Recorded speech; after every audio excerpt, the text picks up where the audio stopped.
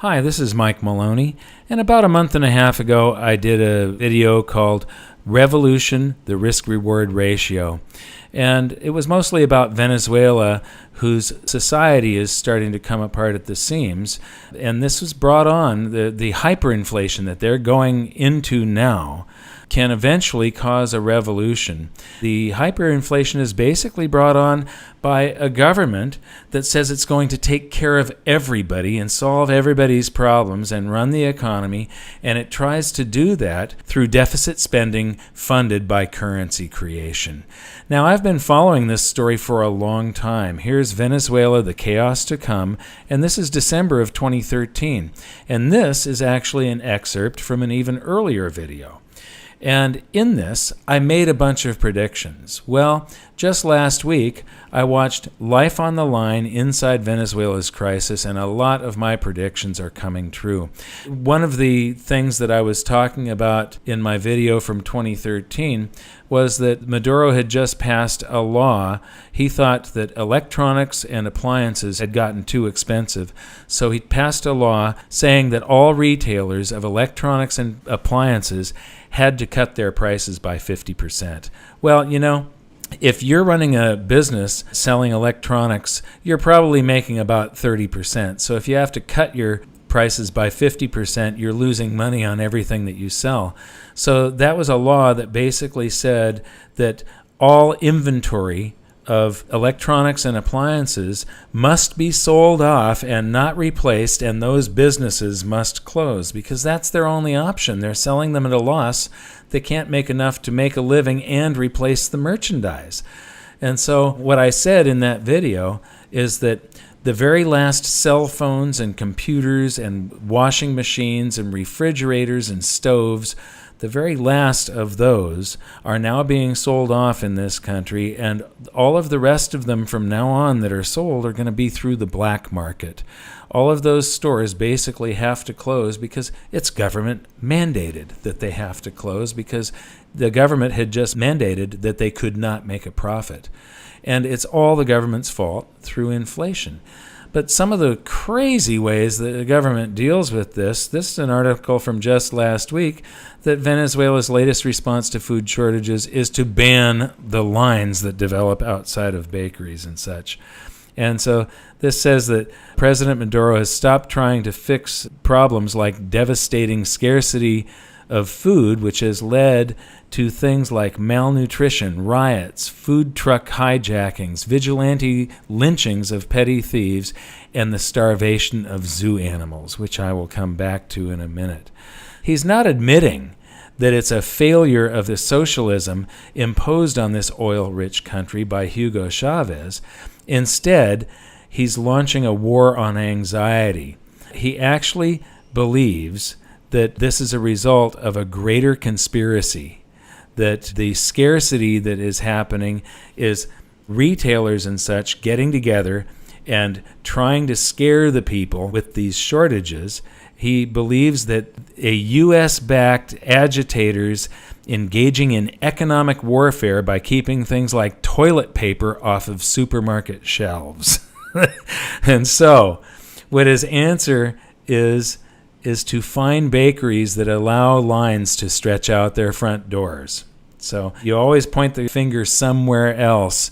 And so this is so similar to things that have happened in the past under very similar situations. But I want to get back to those zoo animals. You know, I'm a real animal lover.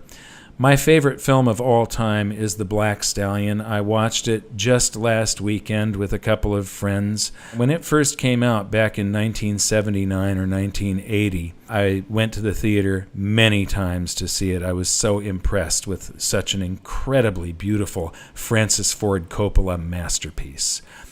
But what is happening here is people are slaughtering and eating the zoo animals. They come into the zoo at night. Here, a group of intruders broke into the zoo, pulled a black stallion from its cage, and then slaughtered it for the meat.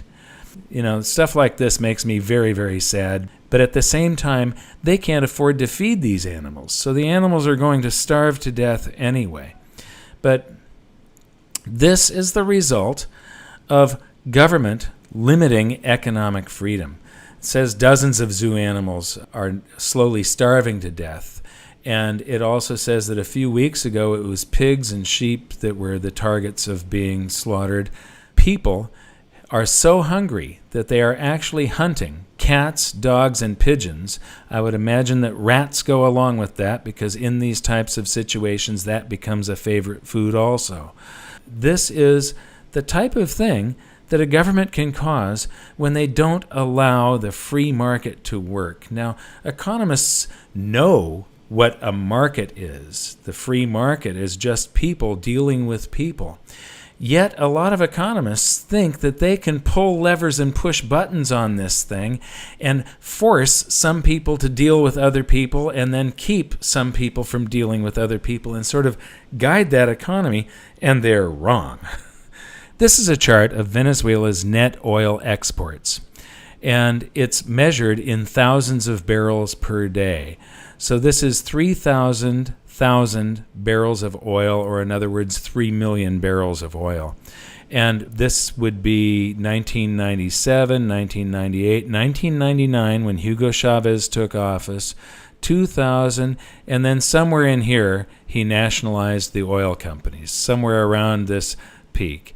What I find interesting here, oil was $10 a barrel back then. Then it started rising as their production started falling. Now, with so much more cash, oil going from $10 to $140 a barrel down here, that means that oil went up 14 times, and this has not even dropped by half. So that means that they're having 7 times more income from the oil that they're pumping, even though this is going downhill. Now, if their oil industry is that profitable, because, and I'm sure that Hugo Chavez thought that this was all of his work, all this extra income from oil, because he nationalized the oil companies, but look at what happened to their production. It was just falling off a cliff because government doesn't do anything well. So their ability to produce oil was falling, and this only goes out to 2013. I would bet that right now their oil production is just falling off a cliff, and this is an enormous portion of the national income for Venezuela. Now, in this video that I did back in 2013, I talked about how Venezuela was a naturally rich country and how the limitation of economic freedom, whenever they limit freedom, it destroys prosperity. And I had written an article in 2014 on the topic, and in the article I said, the mission of my book and my video series, The Hidden Secrets of Money, is to enlighten the world that maximum prosperity can only be achieved through individual freedom, free markets, and sound money.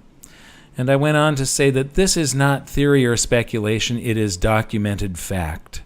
People in the most economically free countries are richer, happier, have cleaner environments, and live 20 years longer than the least economically free. Venezuela is a prime example. Being one of the world's largest oil exporters, Venezuela is a naturally rich country. In 1980, Venezuela was ranked the 14th most economically free country in the world, but when oil prices fell dramatically in the late 80s, the economy turned down. When the extreme socialist Hugo Chavez took office in 1999, it was decided the government would fix everything by running the economy and began nationalizing many of the country's industries. Now the nation has fallen from the 14th most economically free to number 152 out of 152 countries measured. Food is scarce, inflation is soaring, corruption is rampant, healthcare is overburdened and crumbling, property rights are almost non-existent, and the middle class is gone. I imagine the next steps will be complete collapse and revolution. Well, with this hyperinflation, those usually will end in a collapse and revolution. And this is what you get when you ask the country to take care of you instead of you taking care of yourself. Thank you very much for listening. If you got anything from this video, please like it, share it, and subscribe to our channel. We'll see you next time.